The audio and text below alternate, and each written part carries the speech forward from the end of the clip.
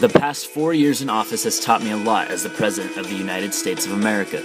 Not everything you wish to accomplish happens, and the job faces new challenges every single day.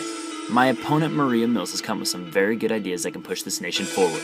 Little does she know, her power in the executive position does not grant her the ability to make these ideas happen. We can all say we plan to do many things, and we can come up with very detailed plans in doing so, but it's not that easy. The key to becoming a great leader in this nation is to work with Congress on reaching agreements and helping one another see eye to eye on the issues. I am willing to do this in order to help our nation back to the top once again. It's time to move past the label of Democrats and Republicans, or whatever your beliefs may be. It's time for us to come together as one again, for the sake of America. We, the people of the United States, in order to form a more perfect union, establish justice, ensure domestic tranquility, provide for the common defense, promote the general welfare, and secure the blessings of liberty to ourselves and our posterity. It's time to bring back our founding principles that drove this nation for many years. All for one and one for all.